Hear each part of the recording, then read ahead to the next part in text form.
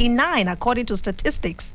Why did they do this? It is to combat high inflation. I mean, sky high inflation that it warned was pushing Britain into a recession that is set to last until mid 2024. Yes, so there is a looming recession. In fact, it has not started though. Anyway, so the BOE, by BOE I mean Bank of England. I'll be saying BOE a lot, so follow me. BOE is Bank of England. So it said that it was lifting borrowing costs by 0.75 percent points to 3%, and that's the highest level it has been since 2008 global financial crisis. If you've been keeping tabs on, economies, especially of the UK, yeah. So why was this move? It was to cool inflation. That's the UK inflation that it sees shortly peaking at a 4-decade high, near 11%. Nearly 11%. How? Okay, so it's as high as 10.9% right now. All right? Yeah, 10.9%. And that's why there's been a lot of attention on the UK Prime Minister. What can he do differently? But of course, it's a good thing that he's acknowledged that mistakes have been made over time. At least enough for somebody to have tendered resignation and said, hey, I'm not doing this anymore. And then he has come on board. He said, we need to acknowledge that these mistakes have been made. Some of these policies cannot be totally ruled out. It's just that we may need to do it differently. It has to be a miracle at this point for the UK to get out of these predictions by the Bank of England that is of a recession, a total recession. And this would last not just for a few weeks or months, a few years actually, 2024. So the entirety of 2023 and then maybe 2024. And they will have to recover. They will need time to recover to get out of the recession. Anyway, so this is what the BOE governor, Andrew Bailey, said. He said it's a tough road ahead. It's a very tough road ahead. He said the sharp increase in energy prices caused by Russia's invasion of Ukraine has made us poorer as a nation. I'm talking about UK. The level of economic activity is likely to be flat and would even fall for some time. Yes, that's his warning. So the latest rate increase mirrors aggressive rate tightening by central banks worldwide. You know what Nigeria is doing now? Yeah, some of the moves that we have made so far, of course, there are moves to, ensure free and fair, credible elections in 2023, but some of them also targeted at, cushioning the effect, the whole global crisis going on. It's not peculiar to any nation, I like to say that. Yeah, that's another cliche. Today's cliche day. Remember, on International Days today, so today is cliche day. Anyway, so you may remember, I don't know if you heard it yesterday, but let me tell you just in case, or if you've forgotten. So the U.S. Federal Reserve sprang a fourth consecutive hike of about 0.75% percentage points. And Jerome Powell, that's a U.S.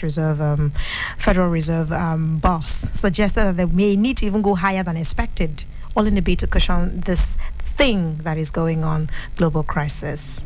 Prolonged recession, that's what it calls it. Tough times are ahead, and we're going to see the economy, the markets, and the currency tanking in the coming months.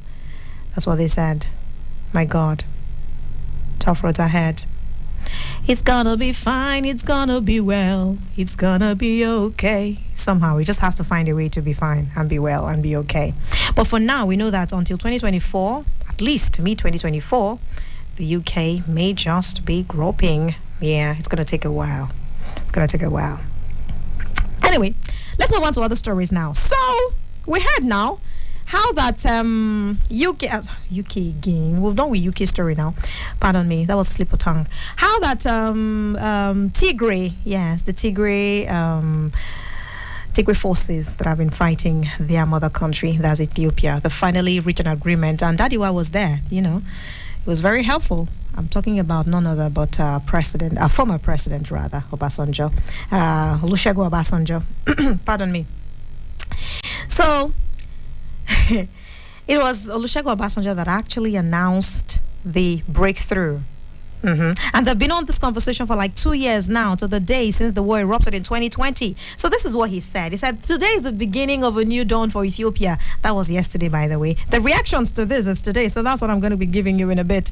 So this is a new dawn for Ethiopia. That's for the Horn of Africa, all the countries in the Horn of Africa, and indeed for Africa as a whole. So the two parties in the Ethiopian conflict have formally agreed to the cessation of hostilities as well as the systematic orderly, smooth, and coordinated disarmament. That's what he said at a briefing in Pretoria. Pretoria is in South Africa, of course. I'm sure you know that the conversation has been on since 25th of October in Pretoria, in South Africa. All right, so let's hear what some people have to say. Of course, people who live in the Ethiopia itself, let's say.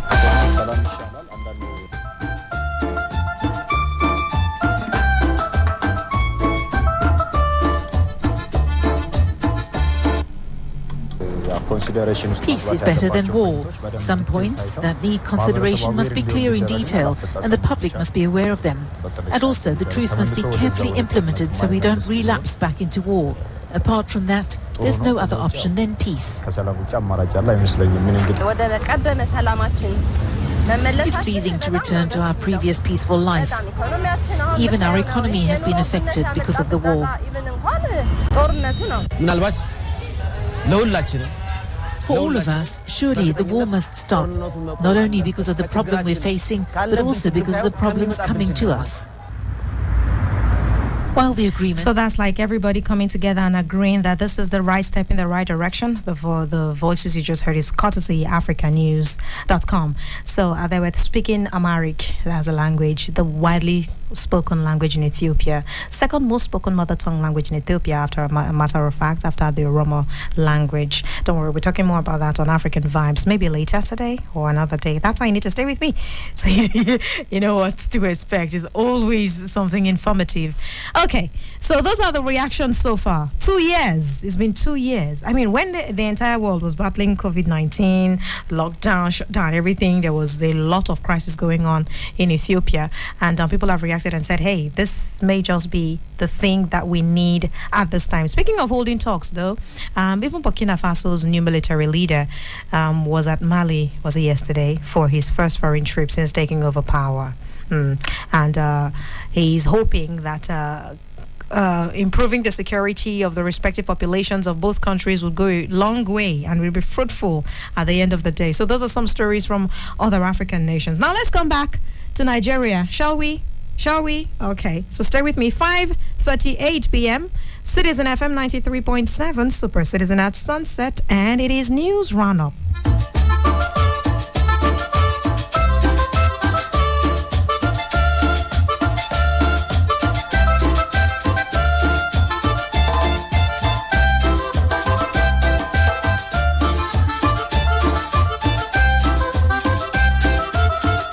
Alrighty, so let's come back home.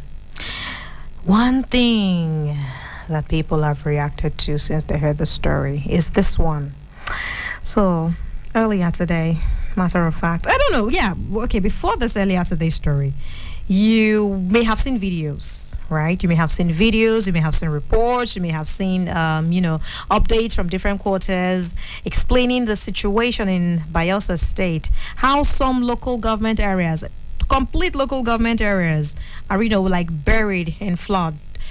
But regardless, the Minister of Humanitarian Affairs, Disaster Management and Social Development, Sadia Farouk, said that from the assessments that have been carried out so far by the ministry, Bayelsa State is not the worst hit state by the flood.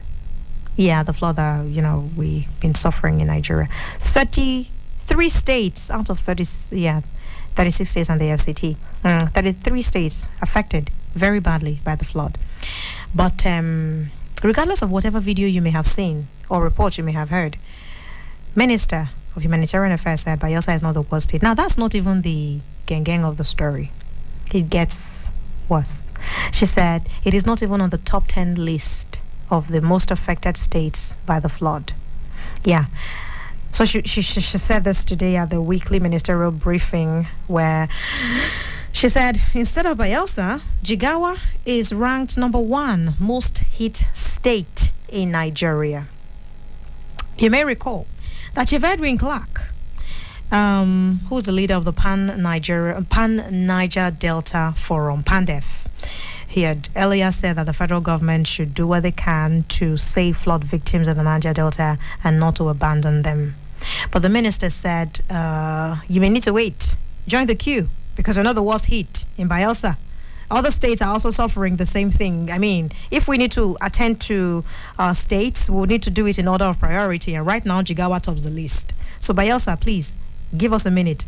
We would need to attend to the top 10 states at least. But so far, so good, though. It's not like they've abandoned the Bayelsa, in fairness, because even right here on News Roundup, I brought you, sound bites from activities of the federal government, NEMA collaborating with Air Force, delivering relief materials to, people in Bayelsa State, and the people even showing gratitude. I don't know if you remember. Maybe if I find it, I'll have to play it again so that you would hear. There's been efforts going on, but on the order of list, Bayelsa is not on the top 10 list. All right. So according to the federal government's flood data as of October 24. It says 257,913 persons were affected in Bayelsa, while 166,076 persons were affected in Jigawa. That's the federal government's flood data. That's the one of the October 24 of this year, 2022. So, you will now ask, 257,913 persons versus 166,076 persons. Which of these numbers is higher? Is it me? Maybe it's me. Maybe I'm not getting the wrong numbers right. Yeah, maybe I'm not getting it right. But it's okay. Sometimes you don't have to understand everything, right? Yeah, we were here in Nigeria when, NGF, that's Nigeria Governors Forum, did an election, 16 versus 19, and then 16 got higher votes than 19. So things happen. Maybe it's not me that is getting the digits correctly, but it's okay. It's okay. It's all right. But that's the story, though.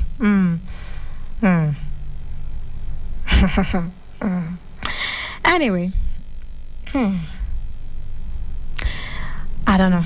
Well, that's about the story. So top 10 states in Nigeria, Bayelsa is not among. Nigerians are reacting to that. You want more information? We'll bring you as it unfolds. But that story about reaction so far by the federal government, just important to let you know that no, it's not as though, although the minister has said this, but it's not as if the federal government has, abandoned people of Bayelsa State. They've also sent in relief materials. COAS was there. That's Chief of Army Staff was there in person. Former President Goodluck Jonathan. But you would say he's his state anyway, so it's natural that he be there. But he was there, to visit flood victims. We've seen the efforts of federal government, but that's about that. All right, so let's move on now, shall we? Okay. And Afeni Ferry, right? I mentioned that. Okay. So, media reports had it that there's been disagreements between Chief Adebanjo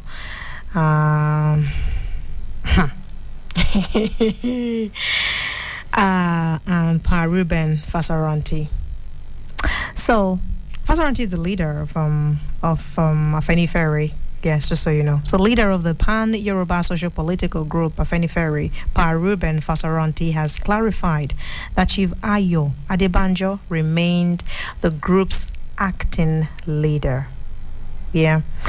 So it was just important to clarify that this disagreement thingy, the reports that have been, going on in the media, are not exactly what they seem to be. So, to be fair though, there's been a lot of energy from both ends. So there was an endorsement of one presidential candidate, some sort of endorsement, yes, and then there's another from another leader of caucus, chief, elder of the Afeni Ferry Association. So this is it. This is what happened. Chief Adebanjo had, what's it called now? Placed his hand in a way of addressing endorsement in a different way. Placed his hand on two presidential candidates, Peter Obi of the Labour Party and Asiwaju Bola Tinubu of the All Progressives Congress. But Pa Fasaranti's personal assistant in Akure said that the media reports were false. Yes, I watched a long interview on TV the other day where he was being asked questions as to what exactly was the situation, and he was trying to clarify. He said that the statement reads, "It has come to Pa Fasoranti's knowledge that some sections of the media, especially social media, have been ascribing to him false statements designed to cause confusion and to polarize Afenifere. I have Papa's permission to say that he has not said that Chivayo Adebanjo is no longer the acting leader of Afenifere, or that all future Afenifere meetings should henceforth be held at his residence in Akure. Papa's main concern is the interest of the Yoruba in the complex political situation in Nigeria. It is also his concern that Afenifere should survive in dignity and remain a purveyor of the interest of the Yoruba race. It is hoped that this information will be adequately circulated. End of quote. Just need to put that out there, just to clarify the situation at Afenifere. But we know that the stories, they don't usually end like this. We will still get further update. And be sure that we will naturally bring you the update. All right, Citizen FM 93.7. It is News Roundup, and I am Didi, and we're on it. 5:46 p.m. Let's see how many more stories we can take within the time that we have. So the Africa Investment Forum 2022 is ongoing. It started yesterday, and it's supposed to last until 4th of November this year. So it's for a couple of days. So I've been following the event at the forum. It's going on in Abidjan, that's in Côte d'Ivoire.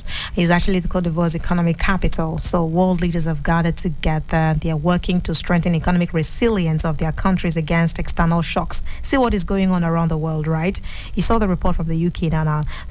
Well, quote unquote, those countries that are stronger are going through a lot. So it's just natural that African leaders come together to strengthen economic resilience of their countries. Okay? So basically it just draws project sponsors, investors, heads of state from around the world to participate in the boardroom sessions, and we know that transactions really go down there, like worth billions of dollars. So Additional was speaking earlier, and I would like for us to hear his contribution to, or at least what he had to say today. It was what? Yeah, it's still ongoing. It's right on my TV. Let's see what he has to say. So, okay, so to clarify, right, the first part he was speaking French, and there was a translation in English, and then he eventually, switched to English language. Here we go. Rapid. Way to go about it is to export raw material, because those who are rich are those who process your raw materials. So, the AIF Forum, we with the African Development Bank, with Credit Suisse, we concluded a funding of $600 million for the Cocoa Board of Ghana. And with those funds, they have started increasing their production of cocoa by 1 million additional tons. And furthermore, they have installed a stockage system to protect the quality of the cocoa beans and to avoid the need to sell.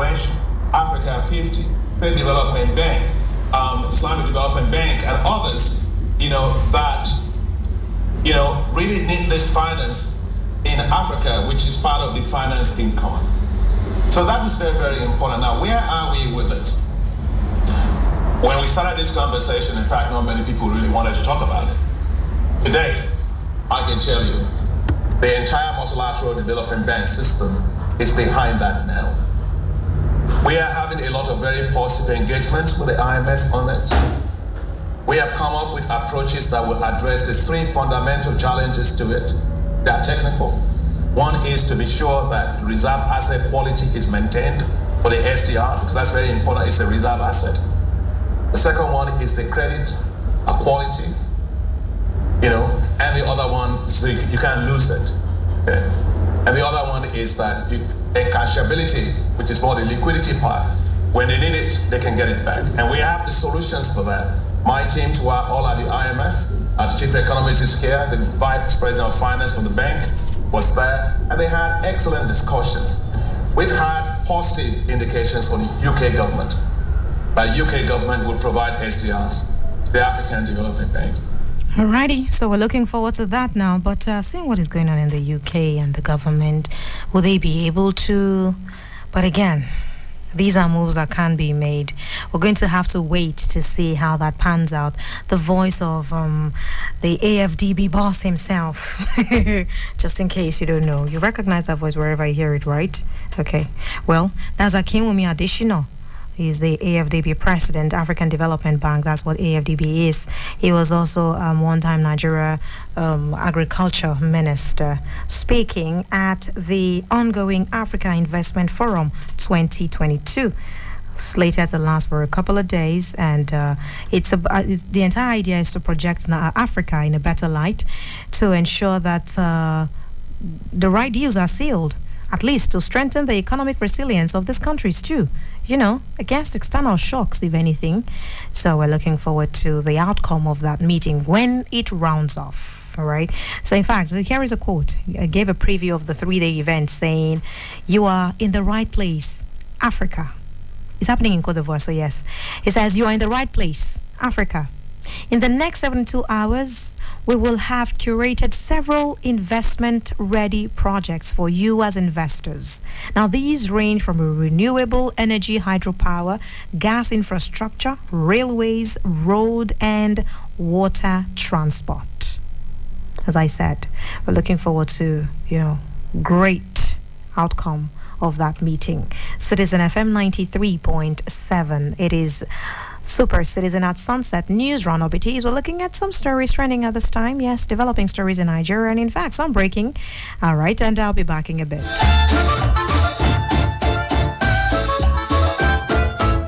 Okay, I said in a bit, so here I am. Let's look at the story now. IPOB is in the news again. So they confirmed, that's IPOB, that Nnamdi Kanu, their leader, has approached the Supreme Court to set aside the ruling of the Court of Appeal, staying the execution of the court's judgment that discharged him during the time. So, the lead lawyer of IPOB, Ifeanyi Ejiofor, was the one who spoke. He said, "We have appealed to the Supreme Court to set aside the ruling of the Court of Appeal, staying the execution of the court's judgment, discharging and placing further bar to any further detention and prosecution of Mazi Nnamdi Kanu on any charge or indictment before any court in Nigeria." That's his plea. You may remember that a few days ago, basically a few days ago, a 3-man panel that's of the Court of Appeal granted an application for the stays of execution of the judgment of the Court of Appeal, and it was pending the determination of the appeal filed before the Supreme Court by the federal government.